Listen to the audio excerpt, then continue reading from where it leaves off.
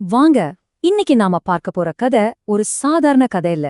ஒரே ஒரு மனுஷன் தன்னோட நிலைப்பாட்டால ஒரு தேசத்தோட தலையெழுத்தே மாத்தின கதை. ஒரு தனி மனுஷனோட குரலுக்கு ஒரு நாட்டோட எதிர்காலத்தையே மாத்திர சக்தி இருக்கா? என்ன நினைக்கிறீங்க? வாங்க, இந்த ஒரு கேள்வியோட நம்ம வரலாற்று பயணத்தை ஆரம்பிக்கலாம். சரி, நாம இப்போ கதைக்குள்ள போகலாம். முதல்ல என்ன சூழல்ல இந்த முக்கியமான சம்பவம் நடந்துச்சுன்னு பாப்போம். நாம இப்போ போக போறது 1878ஆம் வருஷத்துக்கு. இடம் இலங்கையில இருக்க யாழ்ப்பாணம். அங்க சட்டசபைக்காக தமிழ் மக்களோட தலைவரை தேர்ந்தெடுக்க ஒரு பெரிய கூட்டம் நடந்துகிட்டு இருக்கு. இது ஏதோ சாதாரண மீட்டிங் இல்ல, அந்த சமுதாயத்தோட எதிர்காலத்தையே தீர்மானிக்க போற ஒரு சந்திப்பு அது.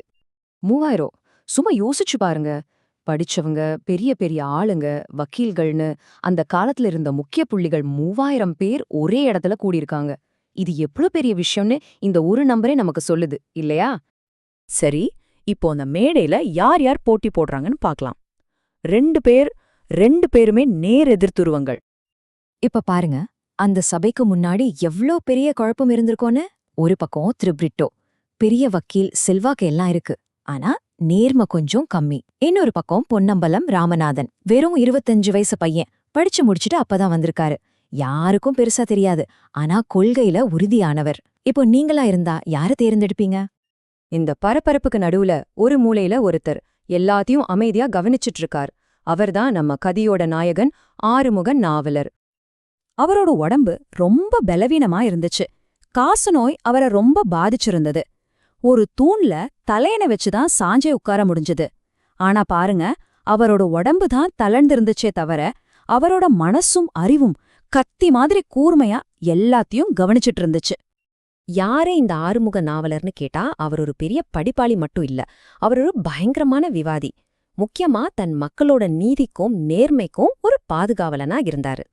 மேடையில திரு பிரிட்டோவோட நேர்மையற்ற பேச்சும் தந்திரங்களும் அரங்கேறிட்டு இருந்துச்சு. இதையெல்லாம் பார்த்துட்டு இந்த நாவலரோட மனசுக்குள்ள ஒரு பெரிய தீயே பத்திக்குச்சு. போதும், இந்த அநியாயத்தை இதோட நிறுத்தணும்னு அவர் உள்ளம் கொதிச்சுது. இப்போதான் கதையோட திருப்புமுனையே வருது. நாவலர் களத்துல இறங்க முடிவு பண்ற அந்த முக்கியமான தருணம். அது வரைக்கும் பொறுமையா இருந்தாரு. ஆனா இனிமேலும் அவரால சும்மா இருக்க முடியல. கம்பராமாயணம் சொல்ற மாதிரி, வேள்வித்தீல நெய்ய ஊத்துனா எப்படி நெருப்பு கொழுந்து விட்டு எரியுமோ அப்படி ஒரு வேகத்தோட எழுந்து நின்னார் நாவலர். அவர் நடந்து வந்த நடை இருக்கே, சிங்கம், காளை, ஏன் மேருமலை, மதம் பிடிச்ச யானை கூட வெட்கப்படுமா, அப்படி ஒரு கம்பீரம். உடம்புல வேணா தெம்பு இல்லாம இருந்திருக்கலாம், ஆனா அவரோட மனசுல இருந்த நேர்மை அவரை ஒரு தடுக்க முடியாத சக்தியா மாத்திடுச்சு. அவர் மேடைக்கு வந்து பெரிய சொற்பொழிவெல்லாம் ஆற்றல, ஒரே வார்த்தைதான்.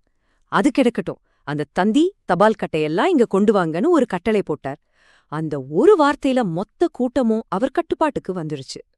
நாவலரோட இந்த துணிச்சலான ஒரு செயலால் என்ன நடந்தது, அதோட விளைவுகள் என்னன்னு இப்ப பார்க்கலாம். அவர் தலையிட்ட அடுத்த நொடியே அதுவரைக்கும் இருந்த கூச்சல், குழப்பம் எல்லாம் அடங்கி அந்த இடமே ஒரு பெரிய புயலுக்கப்புறம் வர்ற அமைதி மாதிரி ஆயிடுச்சு. எல்லாருமே வாயடிச்சு போய் மரியாதையோட அவரே பார்த்தாங்க. அப்போ நடந்தது என்னன்னா, முதல்ல நாவலரோட அந்த ஒரு நிலைப்பாடு பிரிட்டோவோட ஊழல வெளிச்சம் போட்டு காட்டிடுச்சு. இத பார்த்து சபையில இருந்தவங்க உண்மை நேர்மை பக்கம்தான் நிக்கணும்னு முடிவு பண்ணாங்க. அதோட விளைவு, சின்ன பையனா இருந்தாலும் நேர்மையான பொன்னம்பலம் ராமநாதன் தலைவரா தேர்ந்தெடுக்கப்பட்டார். அன்னைக்கு எடுத்த அந்த ஒரு முடிவு எவ்ளோ பெரிய தாக்கத்தை ஏற்படுத்திச்சுன்னு தெரியுமா? 50 வருஷத்துக்கும் மேல, ஆமா 50 வருஷத்துக்கும் மேல அன்னைக்கு தேர்ந்தெடுக்கப்பட்ட இராமநாதன் தன் மக்களுக்கு சேவை செஞ்சாரு. பாருங்க, ஒரு சரியான முடிவு ஒரு தலைமுறையையே காப்பாத்திருக்கு. இந்த கதை நமக்கு ஒரு கேள்விய முன்னாடி வைக்குது. நமக்கு முன்னாடி ஒரு அநீதி நடக்கும்போது நாம அதை வேடிக்கை மட்டும் பார்க்க போறோமா, இல்ல உடம்புல தெம்பு இல்லைனாலும் பரவாயில்லன்னு நாவலர் மாதிரி எழுந்து நிக்க போறோமா? யோசிங்க.